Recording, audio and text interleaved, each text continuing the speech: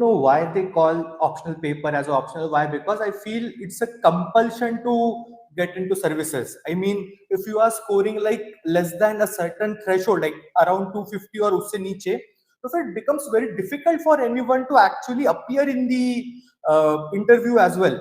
And you can actually go through n number of mark sheets across the like the Telegram channels and the which are floating and flooding around here and there.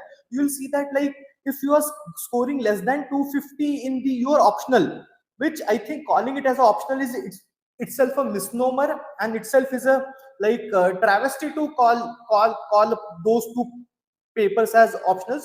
I would rather say they are compulsions to get into to get an interview call or to get a rank. And the compulsion is getting at least like 250, at least 250. I mean below 250 becomes a very challenge. There is a friend of ours who is getting like consistently 430 425 in GS. Despite getting this, he is unable to like even get an interview call. Even the tragedy of not getting 250 and missing out on the interview call or missing out on the final list has also happened with me also. I mean, uh, I wasn't very comfortable in my initial years with the optionals particularly, and that has actually costed me few years of my preparation.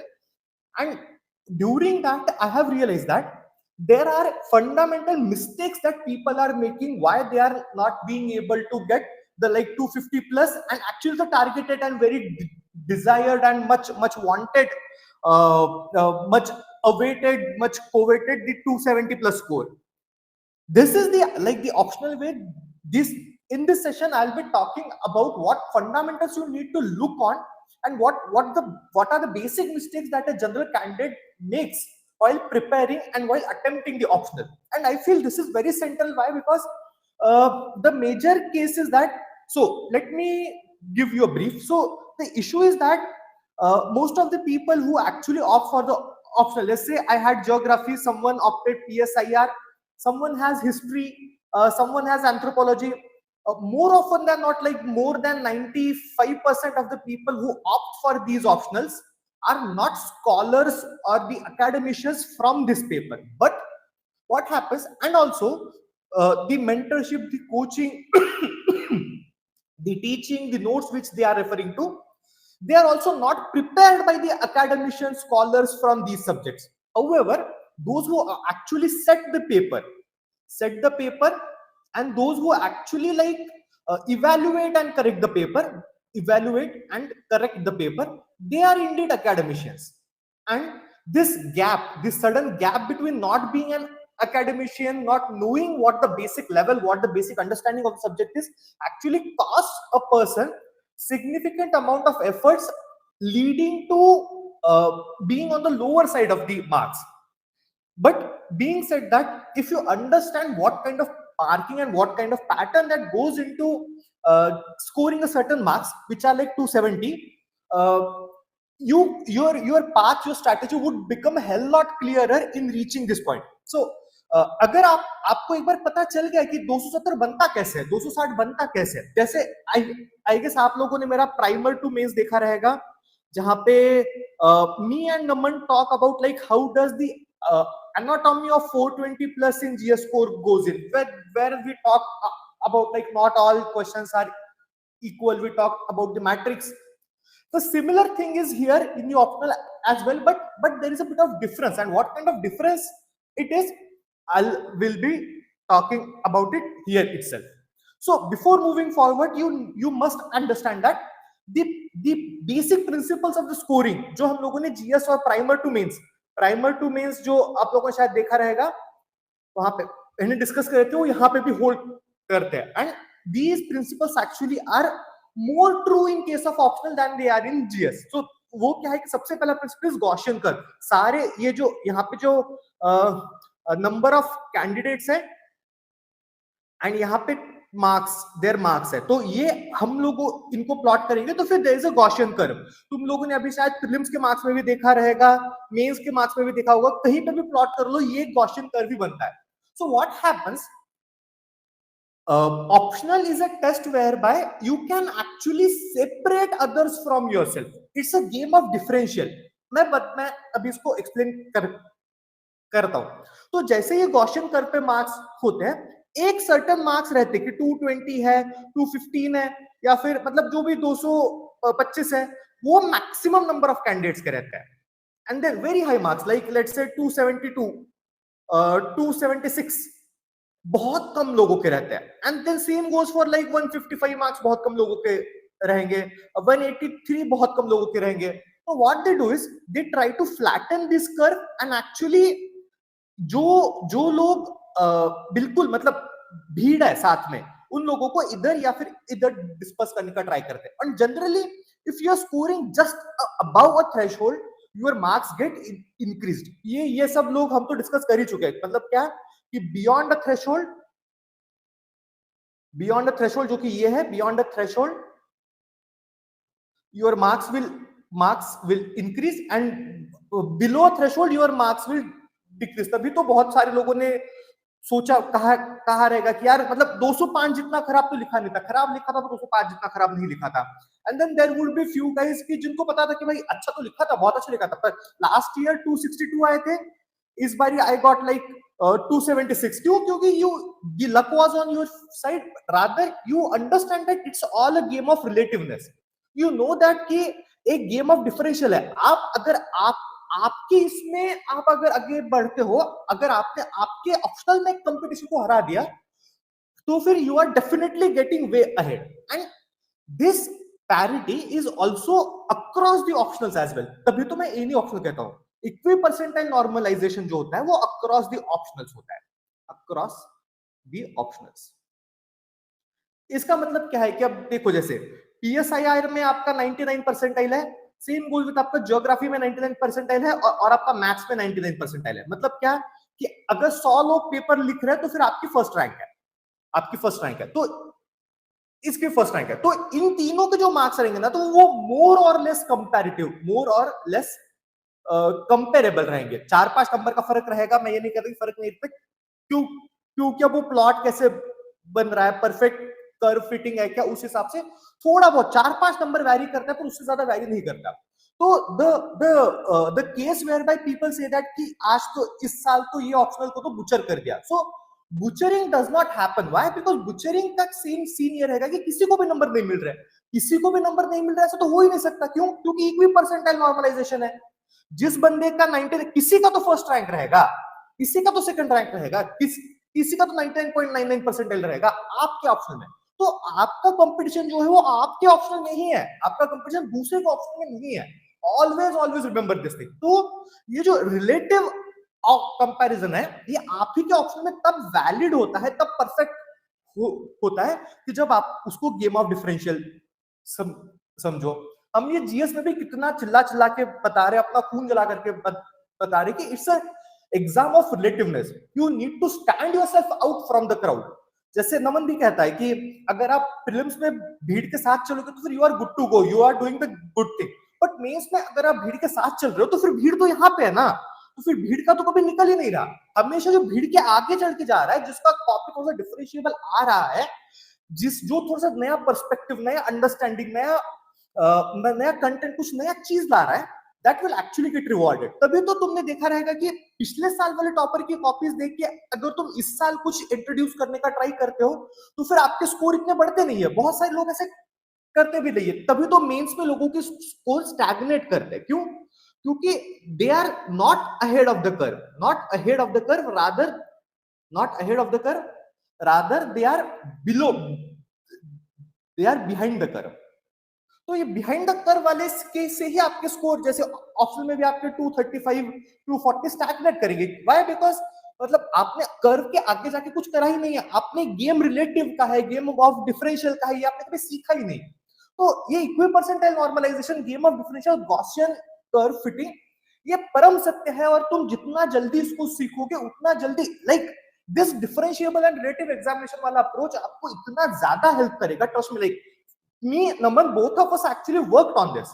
and मतलब जैसे मैं GS वाली primary to base में भी बताया कि many things which are there, कि ये हम लोगों ने सुप्रीम कोर्ट के जजमेंट से लाई, बहुत सारी चीजें हम लोगों ने विजडम से, अंडरस्टैंडिंग से, बहुत सारा पैटर्न एनालिसिस करके, बिग डेटा करके सब चीज करके लाया हुआ है।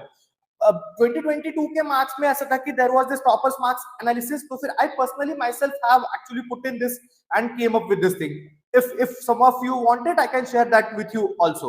But मतलब हमारा फंडा एग्जाम क्लियर करना है यार. कोई अगर चीज बता रहा है and which actually is helping you, I don't think this funda, this thing is out yet in the market. अब मार्केट बोलना भी गलत है, but I think everyone should know कि रिलेटिव चीज का गेम है, तो फिर let the competition be flow ना. तुम भीड़ के साथ क्यों जा रहे हो? Let there be the fighting spirit, let there be the, मतलब मैं जिसको कहता हूं भाई एक्स फैक्टर हो. एक I don't give a damn about वाला एटीट्यूड कि भाई मेरे को नहीं फर्क पड़ता. Why? Because I know कि I'll be writing better than what most of the others are writing, and that has actually helped me. This Gaussian curve and differentiability वाला approach has helped me in variety of the exams. कि जैसे मतलब मैंने भी I prepared 3 different optionals for the IFOS. मतलब पहले agriculture भी, engineering भी पढ़ा, forestry भी पढ़ी, थोड़ी geology पढ़ी. Here also I prepared different optionals. तो उस केस में आई न्यू इट कि भाई ऑप्शनल के लिए ये चीज आपको डिफरेंशिएबिलिटी लाना बहुत जरूरी रहता है. And differentiability is the game, क्योंकि यूपीएससी जैसे हम लोगों ने प्राइम ऑटोमेशन में डिस्कस करा था, what it actually rewards is originality of thought and ability to take a stand. तो originality of thought and ability to take a stand is actually your game of relative differential. तो ये जो differentiability है और ये 270 तक पहुंचने का जो रास्ता है ना, ये game of differentiable relativeness, staying ahead of the curve and understanding that there is equipercentile normalisation, इसी से रहेगा.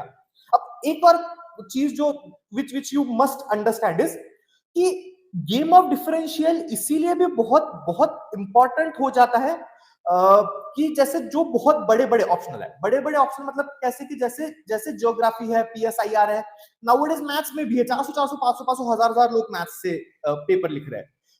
तो क्या है कि अब जैसे बड़े ऑप्शनल कौन से हैं कि मान लो कि एंथ्रो है, मान लो सोशियो है, मान लो पीएसआईआर है. तो इसमें क्या है ना कि एंथ्रो में लेट्स से 2500 लोग लिख रहे हैं, सोशियो में लेट्स से 2400 लोग लिख रहे हैं, पीएसआईआर में लेट्स से 3000 लोग लिख रहे हैं. तो if let's say you are among the top, मैं नॉर्मलाइजेशन और ये गॉसियन करके बात कर रहा हूं वापस से, डिफरेंट पर्सपेक्टिव. अब जैसे इनमें मान लो कि आप you are in top let's say 5 percentile, मतलब आपका 95th परसेंटाइल है, इसमें भी आपका कुछ 95th परसेंटाइल है. तो फिर आपकी जो इसमें रैंक क्या रहेगी, like you will be ahead of the 95% of the candidates who are writing with PSIR. तो वो तो वो क्या चीज रहेगी, you will be like 125th. आप टॉप 100 में आप इनमें आप पहुंच गए. तो वर्चुअली आपने 2350 लोगों को, जैसे 250 में से माइनस 125 किया, तो फिर 2375 को आपने ऑलरेडी पीछे छोड़ दिया. तो फिर आपने ऑलरेडी गेम ऑफ डिफरेंशियल में आप जीत गए. अब जैसे ऑप्शनल में आप यहाँ पे ऊपर जाते हो ना, तो आप ऑटोमेटिकली अपने ऑप्शनल वाला जो कंपटीशन रहता है, अब उसको तो गॉसियन कर्व में पीछे ही छोड़ देते थे. इसीलिए optional is a more of a game of relativeness, and इसीलिए doing good in optional actually guarantees you position in the interview and also in the final PDF file, because of this normalization and this percentile wala game plays into the picture. So same goes with, अब जैसे आप यहाँ पे आप top पर 5 percentile में हो, and since यहाँ पे इक्वी परसेंटाइल नॉर्मलाइजेशन होता है, तो इसका मतलब क्या है कि भाई अब यहाँ के भी आपने 95 परसेंटाइल को पीछे छोड़ दिया, यहाँ के भी आपने 95 परसेंटाइल को पीछे छोड़ दिया, तो virtually you become in the top 5 percentile across many of the papers. फिर बाकी के मतलब 500 वाले में तो आप टॉप 5 परसेंटाइल में तो चले ही गए. I hope like you are getting my point. तीनों पर्सपेक्टिव से गेम ऑफ डिफरेंशियल सामने आता है. I will repeat. First is Gaussian curve, much you are ahead of the curve, more you will be benefited from it. Second is equipercentile normalisation होता है, उसका मतलब ये है कि जो सिमिलर परसेंटाइल पे बंदा है उनके सिमिलर टाइप के मार्क्स रहते हैं. तो आपका कंपटीशन आपके ऑप्शनल में ही है. And third is, since it's a game of percentile and game of differential, if you are being in the top 5 6 10 percentile in your optional, it means that you have already left 90% of the people behind you in the race. तो आपका chances बहुत अच्छा बढ़ जाता है. And it also means that दूसरे optional के दूसरे कंपेरेबल मार्क्स रहते हैं, उसमें से भी आपका गेम कम, मतलब you are like actually ahead of the curve. So ये अंडरस्टैंड करना आपके लिए बहुत जरूरी है बिफोर मूविंग फॉरवर्ड. अब देखो, morphology of the syllabus, optional में दो चीजें रहती है, there is a syllabus and there is a paper. तो सिलेबस में क्या है कि like common talk about entire syllabus can be categorised into three things. एक तो ग्रीन फ्लैग है, भाई ये आप कर लोगे, मतलब सिंपल क्वेश्चंस आते हैं, रिलेटेबल क्वेश्चंस आते हैं, रिपीटेड क्वेश्चंस आते हैं, प्रिडिक्टेबल क्वेश्चंस आते हैं, ये ग्रीन फ्लैग है। जैसे मतलब हर ऑप्शन में क्वेश्चंस रहते हैं, पीएसआईआर में रहेंगे, सोशल में भी रहेंगे, एग्रीकल्चर में भी रहेंगे, जुअलॉजी सब में रहेंगे, कोई सा भी ऑप्शनल ले लो ये क्वेश्चंस रहेंगे। Then there are manageable questions, कि मतलब जो मैनेजेबल पार्ट रहता है सिलेबस का, कि भाई जिसके रेडिली अवेलेबल रिसोर्सेज भी है, पर थोड़ा सा क्रॉस लिंकेज करके आपको अप्लाई करके करना पड़ता है। And then red flag is that part of syllabus की भाई जिसके सोर्सेज भी कम है, जो एस्टैब्लिश कोचिंग्स है, जो एस्टैब्लिश मटेरियल है, एस्टैब्लिश मेंटरिंग है, एस्टैब्लिश नर्चरिंग है, वो इनको कवर नहीं करता है। सेकेंडली कवर करे तो भी आप पेपर में वो सवाल लिख पाओ, आप पेपर में सवाल बना पाओ, ये जरूरी नहीं है। ये मैथ्स में, फिजिक्स में बहुत होता है। Same goes with PSIR and geography, sociology वाले, कि जहां पे डायनामिज्म बहुत है। अब डायनामिज्म में आप हर चीज कवर तो कर नहीं सकते, तो फिर उसमें ये रेड फ्लैग वाला पार्ट थोड़ा सा ट्रिकी बन जाता है।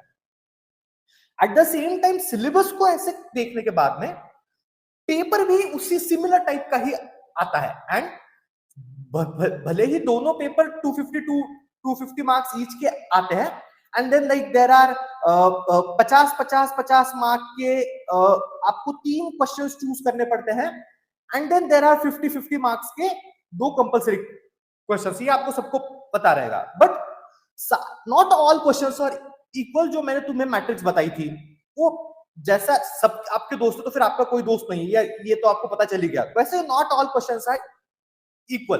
कैसे रहता है मॉर्फोलॉजी, अब मैं बताता हूं। जैसे 100 से 120 के अराउंड मार्क्स का जो पेपर रहता है, वो बिल्कुल मतलब green flag, manageable, predictable, doable वाले पार्ट से आता है, कि भाई बिल्कुल मतलब सिलेबस है पीवाईक्यू ओरिएंटेड ही है। मतलब जैसे आप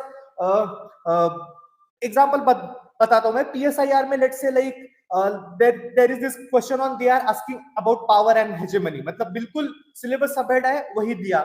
then they are talking about like natural rights in PSIR, natural rights and something like cultural identities, ऐसा कुछ PYQ है। सोशियोलॉजी में like they are talking about Durkheim वाला question, then they are talking about let's say like the sociology as a discipline वाला first topic 1। Same goes with geography में भाई वो बिल्कुल मतलब पॉपुलेशन का क्वेश्चन है। देन उलट पलट के कभी मैकिंडर पूछता है, वो कभी स्पिकमैन पूछता है, या फिर कभी क्वांटिटेटिव रेवोल्यूशन पूछता है, बिहेवियरलिज्म एंड ह्यूमनिज्म में से एक कोई पूछता है। सेम गोज विथ लाइक मतलब हर ऑप्शनल में ऐसा चीजें रहेगा कि भाई जो बिल्कुल सिलेबस पीवाईक्यू से ओरिएंटेड क्वेश्चंस ही आते हैं। आपको पता रहता है कि 3 में से एक क्वेश्चन आएगा, आपको पता रहता है कि ये थियरी इस साल पूछी, अगले साल ये थियरी पूछेगा। तो ये जो पार्ट है ना, ये बिल्कुल मतलब बिल्कुल ग्रीन फ्लैग रहता है कि भाई ये तो करना ही करना है, और ये करने में भी आसान रहता है, सारे कोचिंग वाले करवाते हैं, मतलब हर किसी को मिल जाएगा ये। देन दूसरा 70-80 नंबर का पेपर आता है, वो आता है इंटरलिंकेजेस वाला एंड स्पेसिफिसिटी वाला। जैसे अब क्या करेगा वो, जैसे ज्योग्राफी में भी अब वो सबको पता है कि भाई एक स्पेसिफिक एरिया डिलिमिटेशन की स्पेसिफिक टेक्निक्स रहती है, तो वो बोलेगा कि भाई स्पेसिफिक पर्सपेक्टिव से उनको बताओ, मतलब कि जैसे 2 टाइप की टेक्निक्स है, तो फिर एक टाइप की टेक्निक्स बताएगा वो। पीएसआईआर में जैसे like they it would connect like justice with power and then hegemony, or let's say they are talking about the interlinkages between the what you can say, I mean in sociology theory of elites and then power and so on। मतलब तुम देख लेना, मतलब I hope like you are getting my point, कि इसमें interlinkages होते हैं between 2 topics, इसमें there is a bit of specificity. then also like इसमें challenge becomes to actually like write 15 words, 15 marker and 20 marker at times, या फिर अब इसमें बहुत बार ऐसा रहता है कि there is a bit academic tilt to it। तो ये चीज रहती है। and then there comes the bouncer वाला पार्ट। बाउंसर वाले पार्ट में क्या चीज रहती है कि they are testing both depth and width of the understanding that you have। अब जैसे इसमें क्या करेगा, अब जैसे एक थियरी रहेगी कोई, तो उस थियरी का बस एक पर्टिकुलर एस्पेक्ट पूछेगा, वो पर्टिकुलर कीवर्ड, पर्टिकुलर एस्पेक्ट, और उसको बोलेगा भाई उसको 20 नंबर के लिए लिखो। या तो फिर विड्थ कैसे चेक कर रहा है कि भाई सिलेबस में 6 थियरीज दी है, पर रैंडम सोशियोलॉजी में एक रैंडम थिंकर पूछ लेता है वो। या फिर same goes with in geography में एक साल कोई थीसियन पॉलीगन पूछ लिया था, पीएसआईआर में भी रैंडम थिंकर, रैंडम एस्पेक्ट पूछ लेता है वो। तो बाउंसर्स डेप्थ ऐसे आएंगे ही आएंगे। सेम गोज विथ एंथ्रोपोलॉजी में कोई रैंडम कल्चर पूछ लिया, कोई रैंडम टूल पूछ लिया, ऐसे कुछ रहा। हिस्ट्री में भी कोई ऐसा एस्पेक्ट पूछा, कोई ऐसी मैप एंट्री पूछी जो आपको पता ही नहीं है। तो ये सब आप कर रहे हो। तो इस केस में क्या चीज रहती है ना, तो what the biggest mistake that candidate make is, normal candidate focuses on this aspect, like this aspect. वो बोलता है कि भाई मेरे को ये वाला क्वेश्चन करना है, मेरे को ये वाला टारगेट ही, मेरे को ये वाला क्वेश्चन करना है जाके। उस केस में क्या चीज रहती है ना कि तुम तो एकेडमिशियन हो नहीं, पेपर बना रहा है, उसकी स्ट्रेंथ है वो, उसका भाई स्पेशल ग्राउंड है वो, कि वो कुछ भी पूछ सकता है, तुम कुछ भी प्रिपेयर नहीं कर सकते। But what they think is कि ये इसको टारगेट करने के चक्कर में यहाँ पे जो वो कर सकता है ना, ये उसको मिस आउट कर देता है। बात क्या है कि ये सिलेबस पीवाईक्यू इतने मतलब इतने प्रिडिक्टेबल रिलेटिव क्वेश्चंस रहते हैं, क्योंकि एक तो आपके पास में चॉइस रहती है, तो फिर आपको कौन से क्वेश्चन उठाने ये भी आपके हाथ में रहता है। उसके बाद भी आप उन क्वेश्चंस को 100 से 120 नंबर के क्वेश्चंस को आप जस्टिफिकेशन नहीं कर पाते। जो बंदा जस्टिफिकेशन करता है ना, कि actually get 60 to 75% marks there. तो 100 120 के 60-75% marks would be like 70 to 75 marks बनते यहाँ पे। उनके 100 में से 100 120 में से 70-75 मार्क्स उनके बनी जाते। क्यों? क्योंकि भाई ये क्वेश्चन को like they nail it. However the other candidate कि जो थोड़ा सा स्ट्रैटेजी ओरिएंटेड नहीं है, वो इस पे फोकस करेगा। तो देखो, अच्छे कैंडिडेट का मैं बताता हूं कि जो बंदा 140 ऑप्शनल के एक पेपर में ला रहा है, वो क्या कर रहा है कि उसका ये सिलेबस पीवाईक्यू और जो बिल्कुल मतलब बेसिक और जो करना ही करना है, मतलब जिसको मैं ऑप्शनल का नॉन निगोशिएबल बोलता हूं, वो उसको nail they actually like nail it. उसको पता रहता है कि भाई मैं जाऊंगा, तुम मेरे से पूछो कि भाई क्वांटिटेटिव रेवोल्यूशन के क्रिटिसिज्म बताओ, मैं बता दूंगा। कोई सोशियोलॉजी वाले से पूछो कि भाई पॉजिटिविज्म नॉन पॉजिटिविज्म का बताओ, वो बता देगा। सेम गोज विद एंथ्रोपोलॉजी में कोई एंथ्रोपोलॉजिकल सोशल एंथ्रोपोलॉजिकल थियरीज है, भाई वो पक्का बता ही देंगे वो, मतलब जाके। पर वो ऐसा होना कि भाई इतना परफेक्ट हो कि वहां पे you are getting like 60 to 75% marks. तभी तो मैंने बोला कि not all questions are equal, क्योंकि यहाँ पे उनका पोटेंशियल उतना है, क्योंकि आपने देखे हुए क्वेश्चंस है, रिपीटेड क्वेश्चंस है, कवर्ड क्वेश्चंस है। फिर उसके बाद में जो 70 to 80% जिसमें एप्लीकेशन रहता है, थोड़ी स्पेसिफिक रहती है, इंटरलिंकेजेस रहता है, उस केस में यू डोंट हैव लाइक बहुत स्कोप नहीं रहता। आप बहुत अच्छा लिखोगे तब भी आपको 45 to 55 बनता है, क्योंकि वहां पे सोच के लिख के बनाना बहुत मुश्किल रहता है। अब इसी में आपने किसी में आपने अगर 60% ला दिया एक दो क्वेश्चन में, तो फिर आपका क्वेश्चन जो 155 आता है किसी का, 160 आता है किसी का, वो इन्हीं क्वेश्चंस को बहुत अच्छा करने से आता है। पर जनरली ये आप यहां से like you can actually gather 40 marks.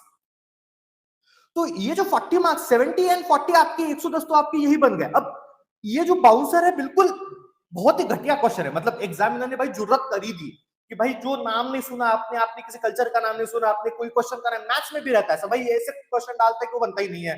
Physics में भी ऐसा रहता है कि भाई जो आपने कभी क्वेश्चन सुना ही नहीं है, न्यूमेरिकल है। इंजीनियरिंग में रहता है तो वो पूछ लिया, तो उसमें लेट्स से आप 25-30% ही ला सकते हो आप, क्योंकि मतलब एक तो आपको वहां पे सोचना है, आपकी डेप्थ नहीं है, और आपकी उतनी कैपेसिटी ही नहीं है। मतलब एग्जाम का नेचर ही ऐसा है कि भाई यहाँ पे उसका पोटेंशियल ही नहीं है। तो यहाँ पे अगर वो 25-30% लाता है, तो फिर let's say like they are getting 20-25 marks हो जाए, तो उस केस में like total comes out to be 135। जो बंदा 110 ला रहा है, the one who is actually getting 110 ना, वो क्या करता है, वो इस पे सारा फोकस करता है। भले कितना भी इसमें फोकस कर ले, भाई ये यूपीएससी का स्ट्रॉन्ग जोन है, एग्जामिनर का स्ट्रॉन्ग जोन है, वो कितना भी कर ले, वो 25 to 30 की जगह वो 35% कर लिया, मान लो 40% किया, पर at the cost of this उसके यहाँ पे जो नंबर है ना, वो ही बोलता है कि भाई positivism non positivism, sociology as a discipline, kinship, PSIR में क्या, थ्योरी ऑफ फॉर्म्स, फिर बुद्ध मतलब इंडियन पॉलिटिकल थॉट, ये सब कुछ तो मैं लिख ही दूंगा यार। तो लिख तो देता ही है, पर वो यहाँ पे पाता है नंबर 40% 45%। क्यों? क्योंकि भाई उसको समझ में नहीं आता। और तुम इंट्रोस्पेक्ट करना कि भाई यही चीज होती है। मैंने भी देखा है, मैंने खुद ने गलती करी है, ये मैंने बहुतों को बताया है, बहुतों के नंबर इससे बड़े भी है। तो ये 40-45% टारगेट करो तो ऑटोमेटिकली यहाँ पे आपका स्कोर जो 75 था ना, वो आपका 65 भी नहीं आता, वो आपका बन जाता है 40-45। तो ये जो 30 नंबर का नुकसान है ना, ये आपको 130 से 140 से सीधे 110 लेके आता है। यहाँ पे भले कुछ हो ना हो, बट ये टारगेट करना है आपको, अपन को। ये अगर अपन ने बहुत परफेक्ट कर लिया, तो आप ये वाला कंटेंट आप ऑटोमेटिकली लिखोगे। क्यों? क्योंकि भाई इसी के बेसिस पे आपको इंटरलिंकेज बनानी पड़ती है, इसी के बेसिस पे आपको स्पेसिफिसिटी लानी पड़ती है, इसी के बेसिस पे कुछ ना तोड़ मरोड़ करके with creativity, with like the SIP approach के, जहां पे आप पीवाईक्यूज को अंडरस्टैंड करके आप एक कंक्लूजन पे अराइव हो रहे हो, वो सब चीजें अगर आप करोगे तो फिर बहुत ही ज्यादा पोटेंशियल है कि like you will be getting this here. तो again let me repeat this one more time कि मॉर्फोलॉजी में क्या है कि 3 टाइप के क्वेश्चंस आते हैं। आपको भी पता होगा, कोई सा भी ऑप्शन हो, कुछ भी हो, होता ऐसा ही है। तो द इजियर क्वेश्चन की जिसमें बिल्कुल सिलेबस से इंटरलिंकेज जैसे पीवाईक्यू बेस्ड है, बिल्कुल मतलब सिंपल है कि जो सिलेबस सबहेड है वही पूछ लिया उसने, बिल्कुल जो वही है वही पूछ दिया। तो उन क्वेश्चंस में हमको टारगेट कर रहे हैं कि भाई वहां पे हम 60 to 75% मार्क्स लाए। ऑप्शनल में मिलते भी है, उतने ऑप्शन में 80-85% तक मिल जाते हैं।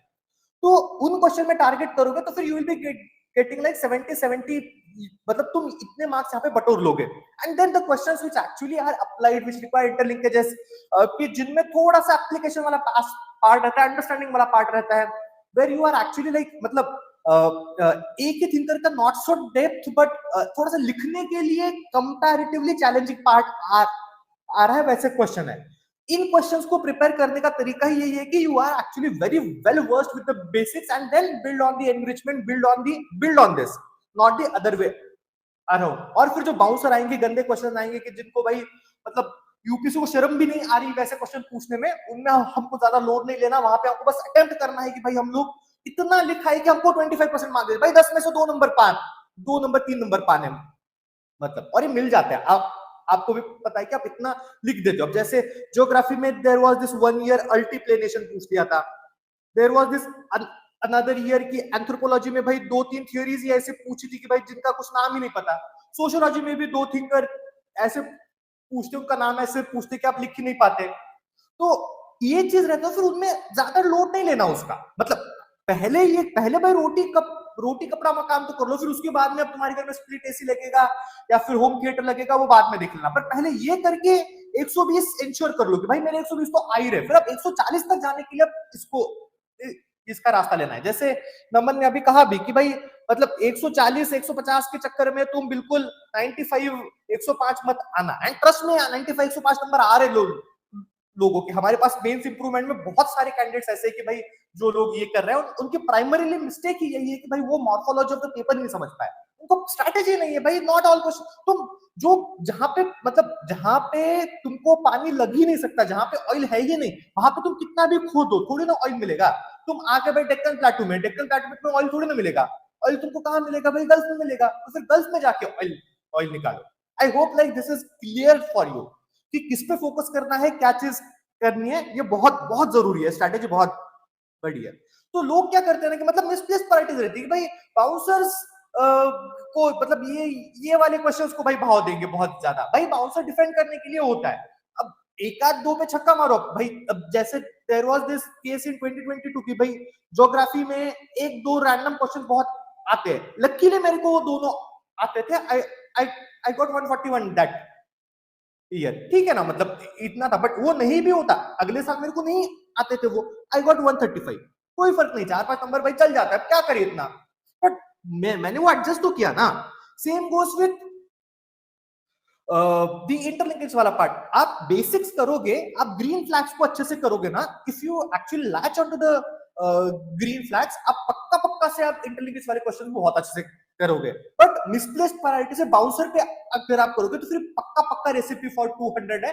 कैसे? वो मैंने तुमको अभी समझा ही दिया कि भाई वो बंदा क्या करेगा, ये जो बेसिक ये क्वेश्चन है यही उसके एकदम परफेक्ट प्रिपेयर्ड नहीं रहेंगे, तो फिर भाई उसको वहां पे 40-45% मिलना ही क्यों? क्योंकि भाई गेम ऑफ रिलेटिव है।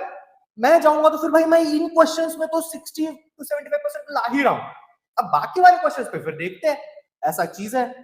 अब देखो अमीर गरीब क्या रहता है कि अमीर की पहचान ये रहती है कि भाई वो 70% बिल्कुल सिक्योर कर लेता है। वो जो 100 से 120 नंबर वाला था ना, जो बिल्कुल उनको तो सिक्योर अभी सिक्योर कर ही रहा है। वो 15 जून तक एग्जाम के 20-25 दिन तक रिजल्ट से पहले पहले तक उसने तो कर ही लिया। तो उसने ये एश्योर कर लिया कि वो पेपर में जाएगा, शुरुआत होने से पहले बंदा अभी जो स्टार्ट भी नहीं कर रहा वो 230-240 लेके बैठा ही है। भाई उतना तो मैं लेके आ रहा हूँ, अब तो बाकी देख ले।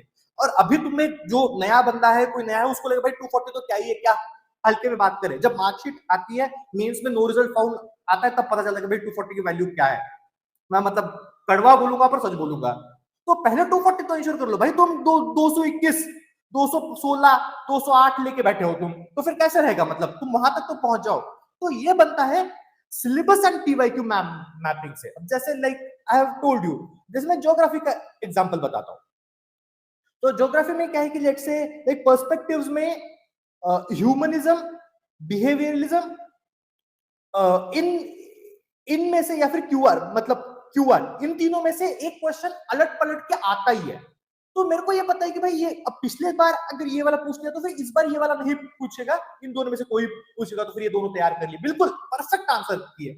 सेम गोज विद कि भाई अब एक कोई मतलब बहुत ही बेसिक क्वेश्चन है, आइसोस्टेसी का क्वेश्चन है ज्योग्राफी में। तो आइसोस्टेसी क्वेश्चन भाई काफी टाइम से मतलब 4 5 6 7 बार ही पूछा पर अब नहीं आया, पर अब आ सकता है भाई, तू प्रिपेयर कर ले। क्यों? क्योंकि भाई पीवाईक्यू में सेम गोज विद कि भाई अब ओशन बॉटम टोपोग्राफी है, अटलांटिक, पैसिफिक और इंडियन, तीनों में से एक अल्टी पल्टी करके हर दूसरे साल पूछ ही लेता है। तो भाई तू कर लेना इसको, मतलब इसका परफेक्ट आंसर बना लेना एक बार ही। तो उससे क्या रहेगा कि सिलेबस पीवाईक्यू मैपिंग से आप 100% आपको पता चले भाई क्या 70% में क्या आता है, ग्रीन का पार्ट क्या है, कौन से क्वेश्चन है। फिर उनके परफेक्ट आंसर बना लो। अगर मेरे से कोई क्यूआर का पूछेगा तो मेरे से सुबह उठ के कभी भी पूछवा लो भाई, मेरे को पता है कि इसमें एक्करमन से बताना है, मिंचुल से बताना है, डीएम स्मिथ से बताना है, हैकेट से बताना है, सिस्टम्स अप्रोच से बताना है, बिहेवियरिस्ट से बताना है, सोशल रिलेवेंस रिफॉर्मिस्ट से बताना है, सबसे बताना है, मेरे को पता है। तो सेम गोज विद कि भाई अब पीएसआईआर में भी भाई अब थ्योरी ऑफ फॉर्म्स वो पूछता ही है, लस्की पूछता ही है, थ्योरी ऑफ स्टेट्स में सेम गोज विद लाइक क्या कि इंडियन थॉट में 3 4 5 पलट पलट के आते ही है एक एक। तो भाई उसके परफेक्ट आंसर बना लो ना, 5 7 8 10 साल के परफेक्ट आंसर आप बना लोगे तो फिर आपका इतना एनरिच्ड कंटेंट बनेगा, आपके पास में एक कंसोलिडेटेड मसाला रहेगा। भाई 120 में तो मेरे को पेल ही दो, मतलब अब तुम मेरे को अभी वो करना ही नहीं है, मेरे को कुछ नहीं करना, मेरा तो बस काम ही इतना है कि I'll be the one who will be like going into the game and then I'm securing those marks. That would actually be my entire premise for it. इसको मैं मनी इन द बैंक बोलता हूं कि भाई ये जो perfect answer बनाने वाला फंडा है। अब देखो पीवाईक्यू में कैसे रहेगा कि अब जैसे एक साल उसने जैसे एक बड़ा टॉपिक है, इसका क्रिटिसिज्म पूछा, देन नेक्स्ट ईयर 2 3 साल बाद इसी का ही क्रिटिसिज्म को उसने एक्सपैंड करके कुछ और पूछा रहेगा, पर at the end of day आपको उसका पूरा क्रिटिसिज्म लिखना पड़ेगा। तो एक परफेक्ट आंसर में आप पीवाईक्यू के 3 4 एस्पेक्ट कवर कर लोगे।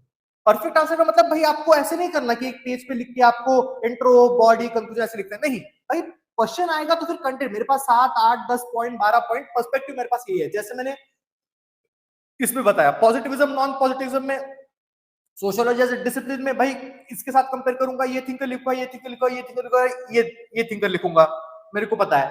तो ये इसको परफेक्ट आंसर बनाना बोलते हैं। And this would be like money in the bank, this would be like entire consolidated game.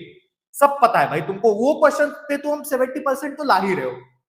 फिर गरीब क्या करता है, गरीब ना भाई नोट्स को मगअप करना स्टार्ट करता है। वो क्या करता है कि भाई नोट्स निकालेगा किसी भी प्रोमिनेंट टीचर के और फिर उसको रटना स्टार्ट करेगा। फिर भाई इससे नहीं फायदा होता कुछ। पहले तुम पीवाईक्यू मैपिंग करो, पहले तुम क्वेश्चंस देखो, पहले वो थीम्स आइडेंटिफाई करो, पहले सिलेबस देखो कि क्या हो रहा है, लिस्ट ऑफ क्वेश्चंस बनाओ। अब जैसे मेरे को पता है कि पॉलिटिकल ज्योग्राफी में, जैसे मैं एक एग्जांपल बताऊं, पॉलिटिकल ज्योग्राफी में 3 4 ही क्वेश्चंस आते हैं। एक बारी वो स्पिकमैन एंड मैकिंटर बताएगा, एक बारी वो बताएगा कि भाई बाउंड्रीज एंड फ्रंटियर्स के बीच में फर्क क्या है, एंड एक बार इनका प्रेजेंट रिलेवेंस पूछेगा, दैट्स इट। इसके इसके अलावा क्वेश्चन ही नहीं है, क्योंकि मैं देखा पीवाई अगर आता भी है ना तो फिर मैं इसी कंटेंट को यूज करके कुछ ना कुछ लिखूंगा। तो पीवाईक्यू और सिलेबस को देख के यूटिलाइजेबल कंटेंट क्या है वो निकालो, फिर उससे prepare interlinkages and cross utilisation, ताकि जो अप्लाइड वाला एस्पेक्ट है ना, अब you are going to the next step. आपने पहले वो 70 सिक्योर कर किए, अब now you are going for the interlinkages and cross utilisation. Why? Because अब तुम्हारी अंडरस्टैंडिंग भी है, अब तुमने परफेक्ट आंसर्स बना भी लिए, अब you have like great command over the basics of it. अब तुम मतलब हवा में नहीं हो भाई, तुम जाओ, तुम बेसिक तो तुम कर ही रहे हो, नॉन नेगोशिएबल तुम कर ही रहे हो, अब बाकी इंटेलिजेंस यूटिलाइजेशन वाली पॉइंट्स ऑटोमेटिकली तुम्हारे दिमाग में आएगी, क्योंकि तुमने उसको तो घिस दिया। और इसी के बाद में इसी पर्सपेक्टिव को समझने के लिए कनेंड्रम को समझो कि जैसे मैंने शुरुआत में कहा कि इवैल्यूएटर जो है ना वो एकेडमिशियन है, बट आप मोस्टली नहीं हो, ना ही आपको पढ़ाने वाला है। मतलब जिसकी भी आप कोचिंग करते हो ऑप्शन में, जिससे भी आप मेंटरशिप करते हो, नहीं होता, वो बहुत कम चांस है कि वो होता है। तो इस कनेंड्रम को अंडरस्टैंड करने के लिए, सॉल्व करने के लिए, what I would ask is understand what the subject means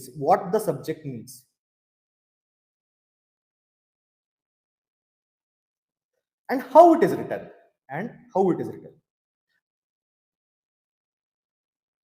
ये बहुत सेंट्रल है। यही it is actually differentiating factor between की, मतलब जो 240 ला रहा है और 260 ला रहा है। अब बहुत सारे लोग ऐसे क्वेश्चन पूछते हैं भाई इसका वो फलाने का तो कंटेंट बहुत वीक था पर वो 260 क्यों लाया, फलाने का कंटेंट उतना नहीं था पर तब भी वो 272 लाया, मेरा तो कंटेंट भी बहुत अच्छा था पर मेरे 225 230 ही आ रहे हैं। One of the main reason is you are not writing the academic way. तो how to write academic way? Fake it till you make it, कि understand how the subject is written, use the vocabulary, use the contours. अब जैसे इसका एक बहुत अच्छा example है कि लेट्स से लाइक ज्योग्राफी में उसने बता दिया कि भाई एरियल डिफरेंशिएशन है और रीजनल सिंथेसिस है, यही दो ज्योग्राफी के परम सत्य है। तो डिस्क्रिप्शन लिखते टाइम भी मेरे को कोरोलॉजी भी करनी है, मेरे को कोरोग्राफी भी करनी है, जो भी ज्योग्राफी वाले वो समझ रहे होंगे। Similar goes with the PSIR. अब पीएसआईआर में वो एम्पिरिकल रहती है, नॉन एम्पिरिकल रहती है, वो फिलोसॉफी है या फिर मतलब साइंस है, what makes PSIR a science, political science a science, वो पर्सपेक्टिव ऐड करो। सेम गोज विथ आईआर में थियरी लिख के नहीं काम बनता, आपको मैनिफेस्टेशंस लिखने पड़ते हैं, उसने बताया है ना, क्योंकि इंडिया एंड कंटेम्परेरी वर्ल्ड उसने बताया है। Same goes with like the sociology में क्या है कि सोशियोलॉजी में देयर इज अ वे कि वो मैनिफेस्टेशन बताता है, it's a way by which I think the observations are put into place. Positivism भले ही हो पर there is a great deal of non positivism debates going on as well. तो ये ऑब्जर्वेशन ये सब आपको आपके आंसर्स में दिखने चाहिए, आपके एग्जाम में कंटेक्स्ट दिखना चाहिए, आपके राइटिंग में अंडरस्टैंडिंग एप्लीकेशन एस्पेक्ट उसका दिखना चाहिए। See if you can write the present relevance of things, present day relevance. तो ये सब करोगे ना तो लाइक केवल अभी कैसा हो रहा है कि अभी केवल बड़े बड़े वर्ड्स ड्रॉप करने से, बड़े बड़े थिंकर के नाम डालने से अब नहीं आ रहे मार्क्स, क्योंकि हर कोई वही कर रहा है। कोचिंग में इतना मटेरियल आया है कि सबको पता है कि भाई ये चीज करनी रहती है, बट जब एग्जामिनर वो शालो ने सबके पहचान जाएगा, क्यों? क्योंकि कनंड्रम क्या है कि एग्जामिनर तो इवैल्यूएटर तो एकेडमिशियन है भाई, उसने किताबें पढ़ी है, तुमने नहीं पढ़ी, तुम्हारे पास तो बैंडविड्थ भी नहीं, but what you can do you can fake it ना। तुम उस चीज को कैसे लिखा जाता है, कैसे होता है, कैसे डिस्क्रिप्शंस रहते हैं, हाउ द बुक्स आर, जैसे पीएसआईआर में they do right great deal of society, history and economy while giving out theory. अब एना एरेंट की बात कर रहे हो तो फिर वर्ल्ड वॉर 2 और नाजिज्म और इन सबके कंटेक्स्ट में उसको लिखना बहुत जरूरी है, क्योंकि बुक में ऐसे लिखा हुआ है यार। तो अगर वहां पे लिखा हुआ है तो फिर तुम्हारे राइटिंग में भी कहीं ना कहीं वो चीज आनी चाहिए। तो ये चीज जब तक नहीं करोगे ना तब तक मार्क्स का कंटेंट का उस पर कन्वर्जन नहीं होगा, trust me. So like let me repeat it one more time. Conundrum ये है कि वैल्यूएटर एकेडमिशियन है पर आप एकेडमिशियन नहीं हो, आपने ना तो बीए करी, कुछ नहीं करा आपने उसमें, ना ही आप जिनके नोट्स पढ़ रहे हो, ना ही आपकी जो टेस्ट चेक करे, किसी को भी नहीं पता।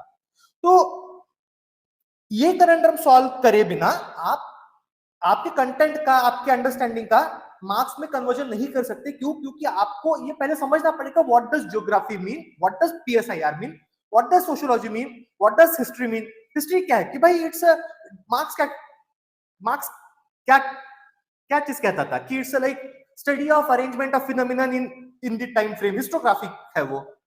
तो उसी कंटेक्स्ट में हिस्ट्री भी लिखना ट्राई करो ना। कोई और पर्सपेक्टिव भी रहेंगे, सबल्टर्न पर्सपेक्टिव रहेगा हिस्ट्री में, use that subaltern perspective in your writing. कोई बताएगा नहीं है, ट्रस्ट मी, ये कोई आपको नहीं बताएगा, मैं ही बताऊंगा, पर ये बहुत बहुत जरूरी है ये। तो see how it is written, pick certain leaves from that and then modify your answers accordingly, and that can be done by like the vocabulary, subject matter, contours, understanding, application, present day relevance, thinkers वगैरह सब तो करनी है। अब देखो thinkers वगैरह तो कर ही रहे हो, वो तुम करोगे भाई, क्योंकि उसके बिना तो तुम्हारा बैठा ही नहीं जाएगा। बट फिर बेसिक थिंग्स जो रहती है ना, ये चीज इस मिस आउट कर देते हैं, इसलिए बताना बहुत जरूरी है। दिस इज व्हाट इंश्योर्स कि क्या चीज है। अब एक जनरल टाइमलाइन बताता हूं क्या है, क्योंकि बात क्या है कि अब देखो वो 240 जो मैं बता रहा था उसको सिक्योर करना या फिर प्रिटेन करना बहुत जरूरी है, क्योंकि भाई उसके चक्कर में, जैसे दमन कहती है फरारी के चक्कर में हमको मारुति में बैठना नहीं है। दो मारुति बेकार नहीं है, बट भाई इनोवा में बैठो ना, इनोवा अच्छी गाड़ी है, मस्त लेके भी जाती है, कहीं पे भी लेके जाओ। तो ये 240 सिक्योर कर लो बिफोर रिजल्ट। आई होप कि तुमने एनएफयू के, हम लोग इतना चिल्ला चिल्ला के बता रहे, मीम्स डाल रहे, गाली दे रहे, कड़वा सच बोल रहे, प्यार से बता रहे, फोन कॉल बता रहे, हर चीज से बता रहे, सबके लिए यही है कि 240 पहले सिक्योर कर लो, ताकि फिर वहां से जो differential learning enrichment value addition से 270 जाना है, उसके लिए तुम्हारा फाउंडेशन हो। और ये 240 करे बिना हो नहीं सकता। ये मैंने तुमको अभी मॉर्फोलॉजी ऑफ पेपर से मैंने बता ही दिया कि भाई वो 100-120 सिक्योर करे बिना तुम्हारा गेम आगे बढ़ेगा नहीं। ये डिफरेंशियल लर्निंग एनरिचमेंट वैल्यूएशन के बाद में फिर राइटिंग एंड कोर्स करेक्शन पे काम दो, जो कि अभी मैंने बोला था कि भाई स्कॉलरली हो, एकेडमिशियन वाला हो, you should know the understanding, writing, present day relevance. इसी के साथ में जो जो ऑप्शंस रहते हैं कि भाई जियोग्राफी है, सोशियोलॉजी है, पीएसआईआर है, एंथ्रो है, तो ये कैसे, ये काफी डायनामिक सब्जेक्ट है।